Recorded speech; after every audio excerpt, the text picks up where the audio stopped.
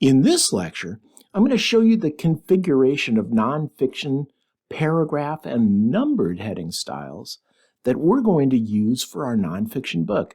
So forget everything I just taught you. No, I'm kidding. I want you to know how to configure styles. So I'm showing you the fiction and now the nonfiction. And once I get done, you're going to know this inside and out. That's what I want. Let's jump over to Word and we'll configure our document for nonfiction. So here I am in our fiction Word document. The first thing I'm going to do is configure the normal style by going up to it, right-clicking, and picking Modify. Now instead of Times New Roman, for nonfiction, I like Arial. It's the easiest font to read. Basically any non-serif font. Serifs are those little hooks that they put at the end of characters. It looks pretty, but it makes the font less readable. So Arial is a non-serif font. It's very simple. We're going to use it. 12, I love 12 point. You could go down to 11 if you want, but I don't think I'd go any lower. Once again, we don't want bold, italic, or underscore, and we want automatic black coloring. We're going to left justify. And then what we're going to do that's the big difference here is go to paragraph, and instead of having the first line indent 0.3, we're going to say none, so no indent, and then after each paragraph, we want a 12-point space. So we're going to put spaces behind left or after left justified paragraphs. Let's apply this and you'll see what it looks like in the document.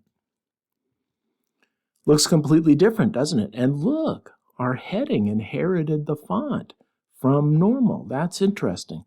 So instead of being indented with no spaces between paragraphs, now we are left justified with a space between paragraphs, and we're Arial instead of Times New Roman. I think this looks a lot more readable, don't you? Now we're going to go configure the heading 1 style.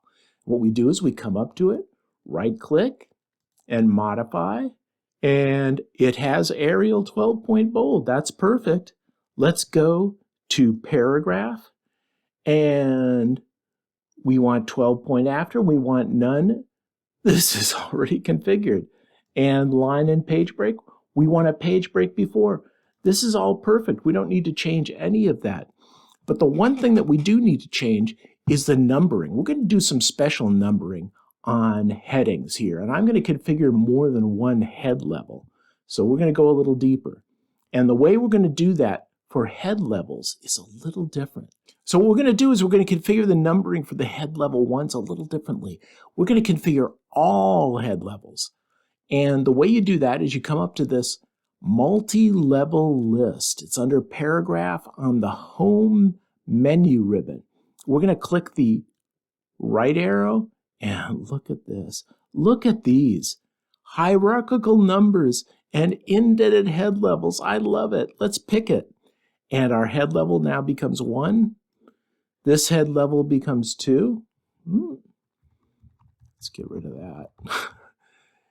And we are all set up. Now, the problem is that when I write, pretty much when anybody writes nonfiction, what they do is they write hierarchically. So at a high level, you have your high-level chapters, head level 1s. Below those, you have head level 2s where you're breaking down a head level 1. So let's take a head level 1, the beginning here, and we want to create a head level 2. So we're going to create details underneath, and notice how they number 1.1. And I'm going to come up and right-click on it and configure the head level 2. We want it to be Arial, 12-point, automatic. Now, how do we distinguish this from the head level 1s? What about if we make it bold and italic? What I like to do is head level 2s bold and italic, head level 1s bold, head level 2s bold and italic, head level 3s italic, and then I like to go no lower than that. If you go to 4s and 5s, it's up to you to figure out your own formatting scheme. So we do that, and then I come to format paragraph. Let's check this out. We don't want a page break before on head level 2s. We want it to be left justified. Spacing before, we want 0. Spacing after, we want 12. And we say, okay. And there, now we've got a head level 2. This is, it stopped typing. My computer just hung. There we go. Is the first, oh, I should make this uppercase. Is the first detail. And this is the second detail.